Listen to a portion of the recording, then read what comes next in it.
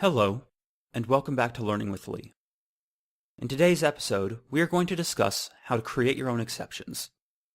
This is going to be a bit of a shorter episode, as will the next several episodes, as we discuss various more nuanced sections of exceptions and some more technical details of them. So, for creating your own exceptions, it's actually very simple. Realistically, with an exception, you can throw a class.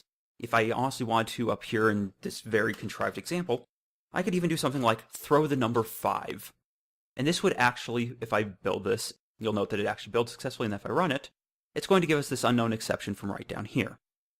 So, it's a matter of, that is actually something you can do. It's a terrible thing to do, and you should never ever do that.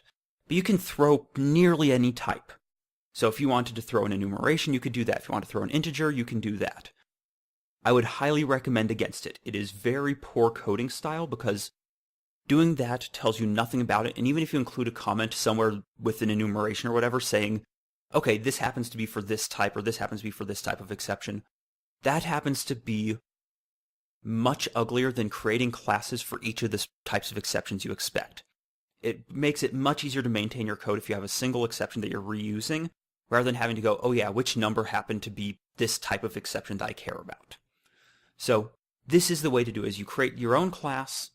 You can optionally have it derived off of exception or any of the other standard set of exceptions, such as, in case you remember from last time, there was some of these such as bad alloc, bad cast, as well as then there's also things such as standard, and I believe it's runtime error, yep.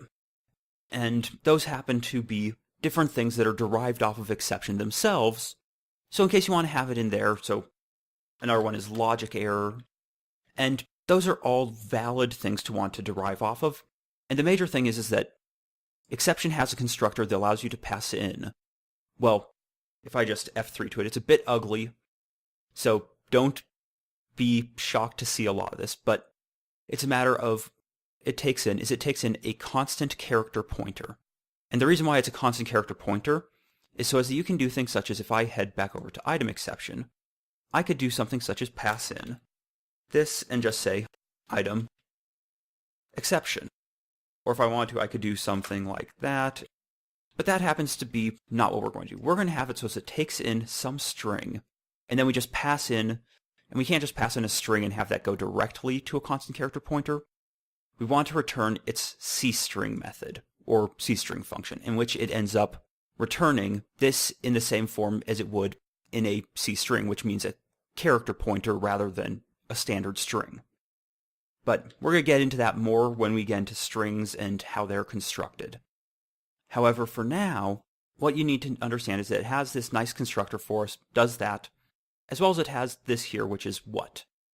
And that basically ends up just returning whatever you passed in to that constructor. So in case, say, I head over here to im.cpp, you can see how we're outputting e.what.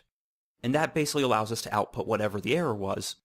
And in general, as I mentioned before, this rather than cout would typically be some form of logging software that would end up being used in order to store in some file rather than just in the console down here what your different errors were, so that it's easier to go back to them, because as soon as I would close down this console or clear it out, then I could never go back and find what the problems were and when they occurred.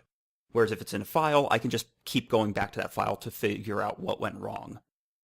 Then, right here, one of the important things to note here is that, in case you remember from our previous one, item exception, because it's derived from exception, will never wind up in this catch statement. So, right now, I have this guy here, and let's rebuild it since I'm no longer throwing 5. Run it, and you can see down in here how it happens to have these error in items constructor. And that's because, over in here, that's the message I'm passing through. However, I also have this little line here, and that's because we aren't getting caught by this. I could comment this section out, and then we would wind up in there. So I can just build that and run it, and then you can see how we have this because we're actually in this line here. However, there is another way in which this can happen, and this is a bit weird, and it's probably going to be more of something that you just forgot to do.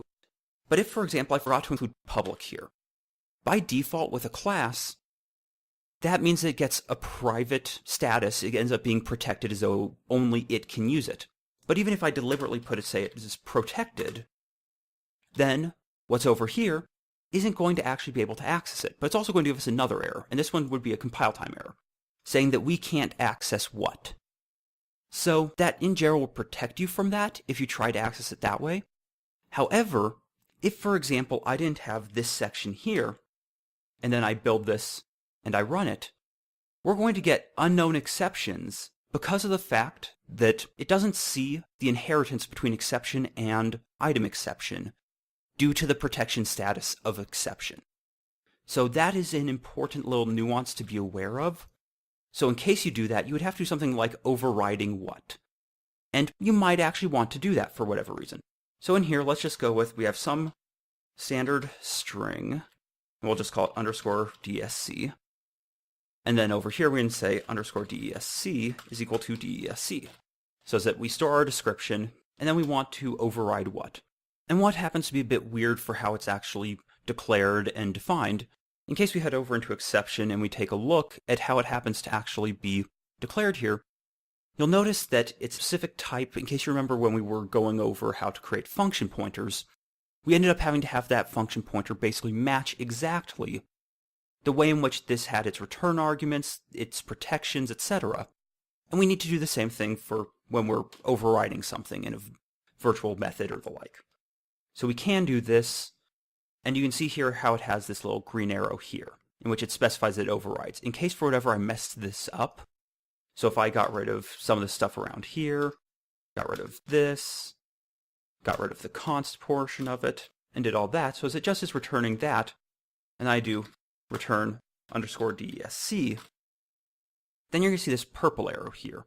And that's saying that I'm shadowing it. It's saying that if it is treated as an item exception, it will return this one, but doesn't override it because it doesn't match it closely enough.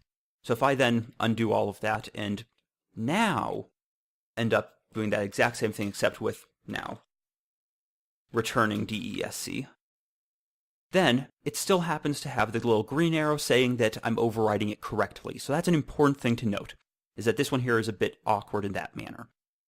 And then if I do that, and I do this right here, now it should actually get caught in this one, because this part is not accessible. It is not visible. So if I build this, oh yes, and I forgot, of course, to do .c underscore string, like I did up there, because it's converting it into a constant character pointer. And that's as I was saying. You can't convert directly from a string into this const character pointer. So then if I build it, then it's fine. Then if I run it, you'll note how we're getting these item exceptions, error in items constructor. And as you can see over here, that only means that we're in here. So it's ignoring the fact that it's actually derived off of exception E here, which means that to a certain extent we're violating the polymorphism that we would be looking to get out of doing this sort of derivation. But it's an important thing to be aware of. Not in general something that you probably want to do. In general, you probably just want to go, okay, I want this guy here to be public, and that's fine. Don't honestly need any of this, don't need that, don't need any of that. So it's a bit cleaner, bit easier, and you just use the existing logic for it, for you, without having to do anything extra for it. But that's the important thing to remember about making this public, rather than forgetting it or making it private. So in case you see any errors like, hey, that exception that I'm throwing isn't getting caught where I think it is, be certain to check your accessibility of your parent class. So that in general is how you create, and then, in this case here, as I'd mentioned before, throwing exceptions. You just use the keyword throw, followed by whatever type of exception you want, or whatever type of object you want. Because as I said, it can even be integers. It could be in case I want to use one of the structs in here, such as, well, I got rid of a few of them, but let's see if over in weapon I still have some. Such as in here, I could do something such as really silly if I wanted to. Let's just go with throw and then damage type, and I wanted to throw bashing. And I want to do this. Or alternatively, I could just do that, and it would throw bashing. And it would actually successfully do this. It won't get caught down here and will cause my program to crash, but we're just going to ignore that portion for now and not actually deal with that. But in general, the correct way to do it isn't via throwing anything like that, but to throw your own class like this. And you don't have to throw anything like new exception or the like. Because if you do that, then you would have to end up eventually deleting that exception, which means that you have extra work in terms of memory management that really you shouldn't want to do or need to do. It's better just to have it be passed by reference the way that these are. So that's really all that I wanted to cover for creating your own exceptions for now. And I'll join you in the next episode. Thank you very much for watching. Have a wonderful day.